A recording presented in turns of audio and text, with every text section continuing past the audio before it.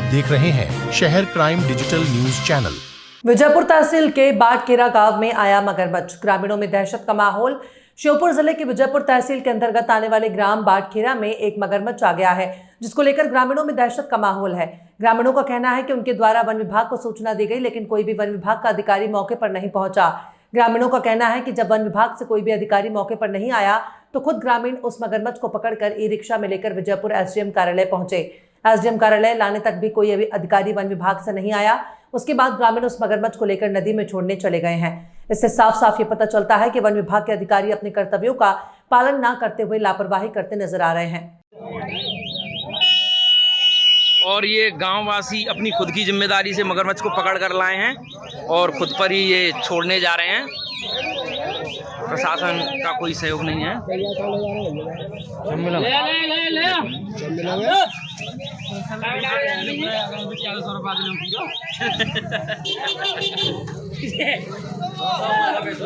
मगरमच्छ को ये ग्रामवासी जहाँ से पकड़ के लाए हैं, इन्होंने एसडीएम साहब को सूचना की, लेकिन कोई भी जवाब ना मिलने पर पकड़ के लाए हैं। ये जिनसे मिलते हैं हम, क्या आपने एसडीएम साहब को खबर की थी? खबर की थी, उन्होंने नहीं पकड़ा हुआ है। फॉरेस्ट का सहयोग रहा है इसमें? नहीं रहा है।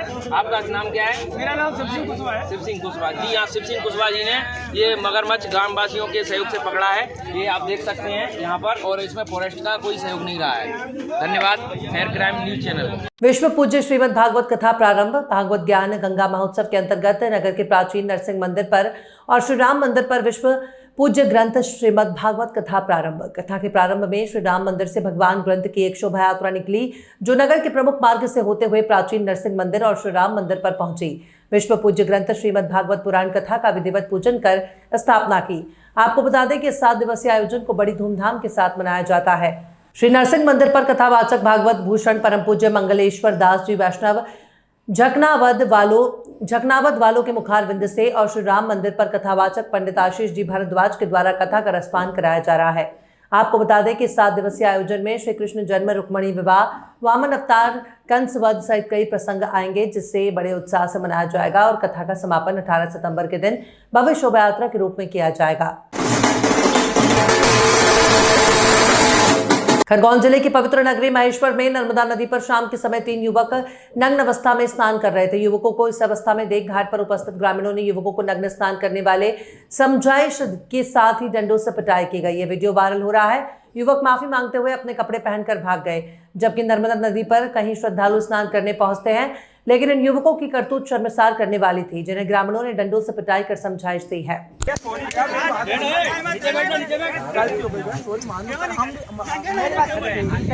मंदसौर पुलिस ने वाहन चोर गिरोह को पकड़ा। आरोपियों के कब्जे से 15 मोटरसाइकिल बरामद।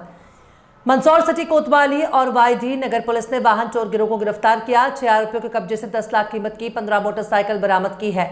मंदसौर एसपी अभिषेक आनंद ने खुलासा करते हुए बताया कि कोतवाली पुलिस और वाईडी नगर पुलिस ने वाहन चोर गिरोह को गिरफ्तार किया है। मंदसौर सहित आसपास के जिलों से मोटरसाइकिल चोरी करते थे। कोतवाली पुलिस ने 2 आरोपियों को गिरफ्तार किया है, जिनके कब्जे से 9 मोटरसाइकिल बरामद की है। वहीं वाईडी नगर पुलिस ने 4 आरोपियों को पकड़ा था, जो डकैती की योजना बना रहे थे। पूछताछ में 6 मोटरसाइकिल चोरी की, जिनसे बरामद की है। गिरफ्तार आरोपियों का आपराधिक रिकॉर्ड जांचा जा रहा है। आरोपी किसको वाहन बेचते थे, जानकारी निकाली जा रही है। ये सर वाहन चोरी की और एक और मामला जो है चोरी डकैती का भी पर्दाफाश हुआ है। एक बड़ी कामयाबी है। क्या है सर इसमें?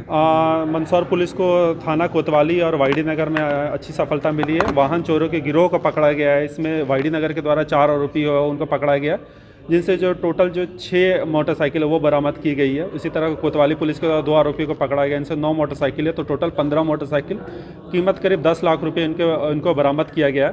ये जो चोरी की मोटरसाइकिल हैं वो मंदसौर के अलावा जो आसपास के ज़िले हैं, रतलाम, इंदौर, उज्जैन, आगर मालवा, उनके भी है।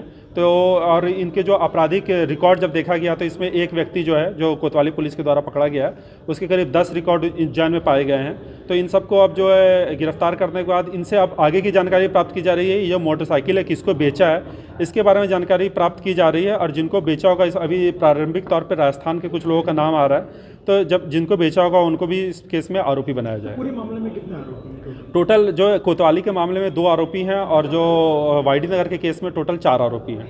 ये उन्हें पूरे दाम में बेच देते थे सर राजस्थान जा करके, कितने क्या कुछ पता चला है? अभी राजस्थान में ये जानकारी मिली है कि ये जो लोग हैं राजस्थान में अपने किसी भी संबंधित व्यक्ति को कम दाम में बेच देते थे, जो मोटरसाइकिल जो इस तरह के खरीदते थे और फिर अपना लोकल यूज़ करते थे, तो उनके बारे में जानकारी प्राप्त की जाए। इतना लंबा नेटवर्क था सर इन लोगों का, तो कुछ लोकल लोग के कनेक्शन होंगे इनके जब। बिल्कुल, ये जो आरोपी पकड़ा है ये सभी जो है लोकल हैं, जो वाईडी नगर पकड़ाए गए, नारायणगढ़, पिपलिया मंडी इस तरफ के हैं, और जो या कोतवाली में पकड़े गए हैं वो सीतामऊ डिकनिया क्षेत्र के हैं। तो अभी ये लोकल हैं, इनके बाद फिर इनका और फॉरवर्ड लिंकेज उसके बारे में जानकारी प्राप्त की जा रही है। मुख्यमंत्री योगी आदित्यनाथ से मुलाकात के बाद खंडासा थाना क्षेत्र की दुष्कर्म पीड़िता के गांव के हालात अब बदलने लगे हैं।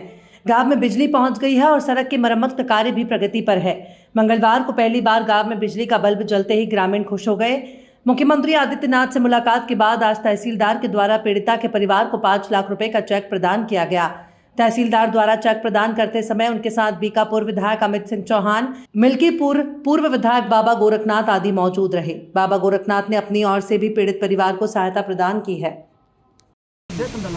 हमारी अयोध्या के अंतर्गत मिल्कीपुर विधानसभा में एक बिटिया के साथ दुखद घटना हुई।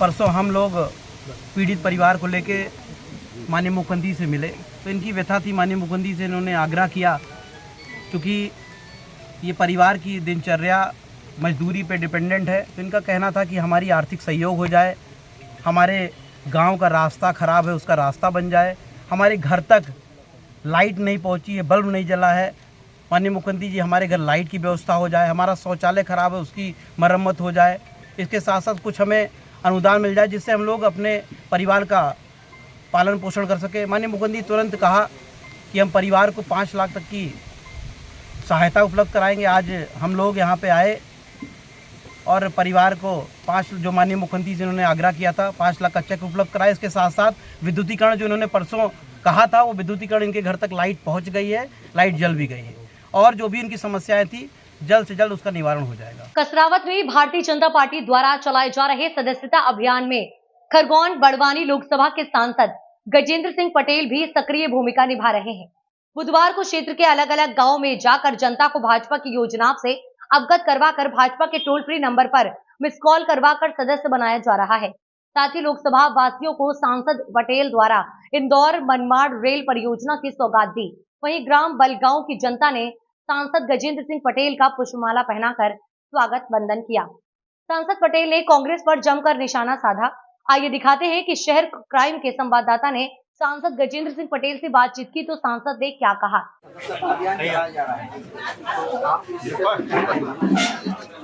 भारतीय जनता पार्टी देश का ऐसा राजनीतिक दल है जो पूर्ण रूप से भारतीय जनता पार्टी की सदस्यता हर 3 वर्ष में भारतीय जनता पार्टी की सदस्यता होती है।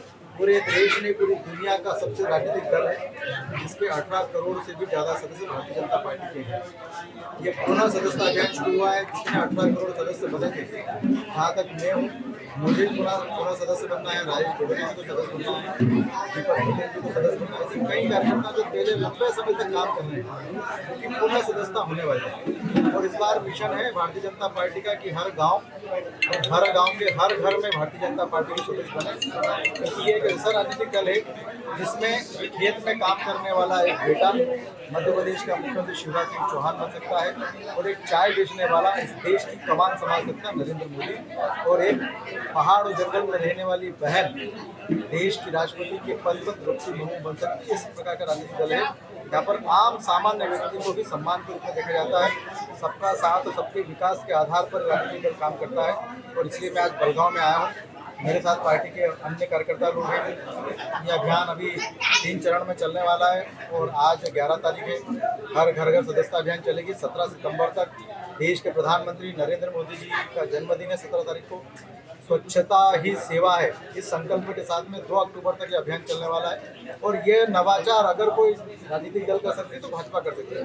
कांग्रेस हो, कम्युनिस्ट हो, और राजनीतिक दल देश भर के जितने हैं वो सिर्फ चुनाव लड़ना और सत्ता प्राप्त करने के लिए ही राजनीति करती है। हम समाज के बीच में जाकर इस समस्याओं का निराकरण करते हैं। उनकी सेवा का समाधान करते हैं और देशभक्त तैयार करने वाला एक राजनीतिक भारतीय जनता पार्टी है। आपके प्रयासों से जो इंदौर मानवा जो रेल लाइन की जो अपने क्षेत्रवासियों को सौगात देती है, इस पर आप क्या कहेंगे? निश्चित तौर पर इंदौर मलमाड़ 105 साल पुरानी परियोजना है, जिसको लेकर कई कांग्रेस के नेताओं ने झूठी और नकली ट्रेन की पटरियां फेंककर चुनाव जीते हैं और लोगों को विश्वास था कि भारतीय जनता पार्टी की सरकार आएगी तभी परियोजना पूरी होगी। और मैं विश्वास से कह सकता हूँ कि जनता की इच्छा थी कि इस खरगोन बड़वानी में जो ट्रेन विहीन है यहाँ पर ट्रेन चले, जिसको लेकर जनता ने बड़े विश्वास से मेरे जैसे कार्यकर्ता को वोट दिए और मैं उस विश्वास से जनता के आदरणीय प्रधानमंत्री जी से, आदरणीय रेल मंत्री से, पार्लियामेंट के अंदर क्वेश्चन आवर में अगर बात करें, शून्य आवर की बात करें, डेलीगेशन को लेकर मैं मिला था और मैं आश्वस्त किया था कि आने वाले 2029 तक इस देश में ऐसा कोई जिला नहीं बचेगा जहाँ पर रेल नहीं होगी। और मुझे विश्वास है कि जो काम कई सालों से नहीं हुए हैं वो काम भारतीय जनता पार्टी की सरकार में होंगे। इसलिए खंडवाल से लेकर अलीराजपुर के बीच में भाई खरगोन और बड़वानी ये भी रेल परियोजना की फिजिकल वेरिफिकेशन की स्वीकृति हो गई है। ये दोनों रेल परियोजना स्वीकृति की हो रहे हैं, एक स्वीकृत हो गई है और एक की डीपीआर तैयार हो रही है। दोनों परियोजना स्वीकृत होगी, क्षेत्र के लोगों को इसका लाभ मिलेगा। हर साल भाद्रपद महाशुक्ल पक्ष की अष्टमी तिथि को राधा अष्टमी मनाई जाती है। यह कृष्ण जन्माष्टमी के ठीक 15 दिन बाद आता है। बुधवार को पाटीनगर के राम मंदिर में महिलाओं ने राधा अष्टमी का व्रत रखकर राधा रानी को भोग लगाकर विधि विधान से राधा कृष्ण की पूजा अर्चना की। व्रत के लिए महिलाएं सुबह से तैयारियां शुरू कर दोपहर में मंदिरों में पहुंचकर पूजा पाठ की। पूजा की थाल में पूजन सामग्री लेकर व नए वस्त्र पहनकर महिलाएं बड़ी संख्या मंदिरों में पहुंची। यहाँ पर शाम तक महिलाओं की भीड़ उमड़ी रही। महिलाएं यह व्रत अपने संतान की सुरक्षा के लिए किया है। राम मंदिर के राजू पंडित ने महिलाओं को कुकड़ी और मकड़ी की कथा सुनाकर राधा रानी की पूजा अर्चना कराई। पंडित ने बताया कि महिलाओं यह व्रत 8 साल तक अपने संतान की सुरक्षा के लिए करती हैं। साथ ही इस व्रत पर महिलाएं घर का काम जैसे आग जलाना समेत अन्य कार्य नहीं करती हैं। इस दौरान बड़ी संख्या में महिलाएं मौजूद थीं।